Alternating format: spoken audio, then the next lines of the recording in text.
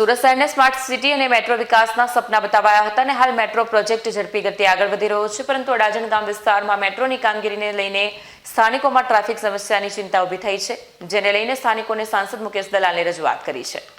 Smart city Surat શહેર નરેન્દ્રભાઈ મોદીના dream પ્રજાકા અંતર્ગત મેટ્રો વિકાસનો પર્યાય બની જવાનું છે તેવું શહેરીજનોને સપના બતાવેલા હતા। આવનાર સમયમાં સુરત શહેર મેટ્રોનું કામ પ્રગતિ હેઠળ છે તેવું સત્તા પક્ષ દ્વારા પ્રસંગ વ્યવહાર કહેવામાં આવેલું છે અને આ પ્રોજેક્ટ અત્યારે બહુ ઝડપથી ગતિ પામી રહ્યો છે। ત્યારે અડાજણ ગામ સ્થળ ખાતે મેટ્રોની કામગીરી બાબતે સ્થાનિકોએ સુરત સાંસદ મુકેશ દલાલને રજૂઆત કરી હતી કે મેટ્રોના જે આવવાના છે તેનાથી ટ્રાફિક અડચણ વધી જશે, કારણ કે મેટ્રોનું સ્ટેશન પણ અહીંયા છે અને સીડી પણ અહીંયા ગોઠવવામાં આવનાર છે। વાત કરીએ તો સ્થાનિક રહીશ જે રજૂઆત કરી તો અહીંયા બદ્રીનાથ મંદિરમાં એક સંસ્કૃત પાઠશાળા આવેલી છે, તેની સામે એક ફૂલ આવેલી છે। આ ઉપરાંત એક નગર પ્રાથમિક શિક્ષણ સમિતિની શાળા પણ આવેલી છે। આનાથી ટ્રાફિક સમસ્યા રહે છે, પરંતુ જ્યારે લગ્નની સિઝન હોય ત્યારે બદ્રીનારાયણ મંદિરમાં આવેલ વાડી અને હોલના કારણે આ ટ્રાફિક સમસ્યામાં વધારો થાય છે। રજૂઆત સ્થાનિક લોકસભા સાંસદ મુકેશભાઈ દલાલને કરી। મુકેશભાઈ આવી મેટ્રોના અધિકારી સાથે વાતચીત કરી હતી અને કોર્પોરેશન મેટ્રોના અધિકારી સ્થાનિક રહીશો સાથે એક મીટિંગ કરી અને આનો હલ લાવવા માટે આપી હતી।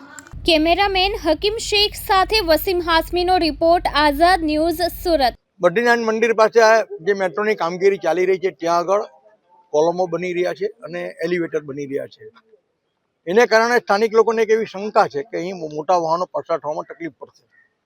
આથી સ્થાનિક જે મેટ્રોના અધિકારીઓ છે એની જોડે આપણે મિટિંગ કરી, સ્થળ નિરીક્ષણ કર્યું અને અધિકારીઓએ ખાતરી આપી છે કે અમે તમને પ્રેક્ટિકલ બતાવીશું કે અહીં મોટા વાહનને વળાવવામાં કોઈ તકલીફ પડવાની નથી। બીજે તમારા જે પણ કંઈક પ્રશ્નો હશે એની આપણે બેસીને એના ડિઝાઇનમાં આપણે ચર્ચા કરીશું અને આપણે જે પણ કંઈક સમસ્યા હશે એનો ઉકેલ કરીશું। નિરીક્ષણ કરું તમને શું લાગે છે ફેર કરવો પડે એવી પરિસ્થિતિ દેખાય છે? એ પ્રેક્ટિકલી કરશે પછી ખબર પડશે। મારું નામ વિરલભાઈ છે, બદ્રીનારાયણ મંદિરને રિપ્રેઝન્ટ કરું છું। શું કહેશો મેટ્રોની કામગીરીમાં સાંસદ મુલાકાત લીધી છે, શું લાગે છે, શું તકલીફ પડી છે?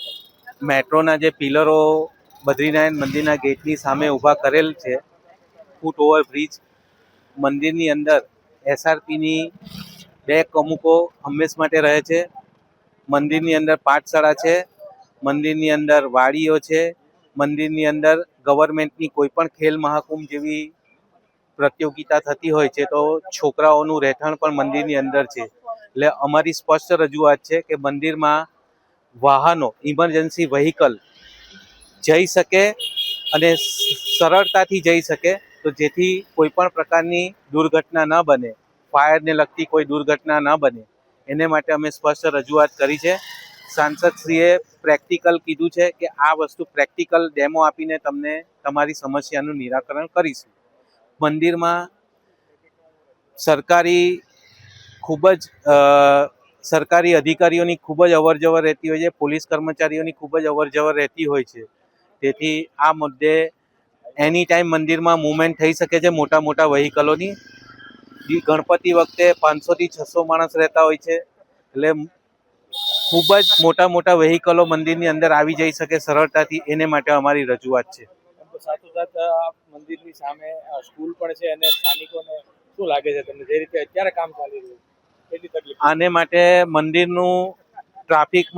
મંદિરની સામે ખૂબ ટ્રાફિક જામ થવાની સંભાવના છે। એ માટે અમે મેટ્રોના અધિકારીઓને વિનંતી કરીએ છીએ કે આ બાબતને ધ્યાનમાં લઈને કે બંને બાજુ સ્કૂલ છે, મંદિરના પિલરની બંને બાજુ સ્કૂલ છે, એને ધ્યાનમાં લઈને આપ મેટ્રોના ફૂટ ઓવર બ્રિજ કે મેટ્રોની એન્ટ્રીની આપ વિનંતી છે।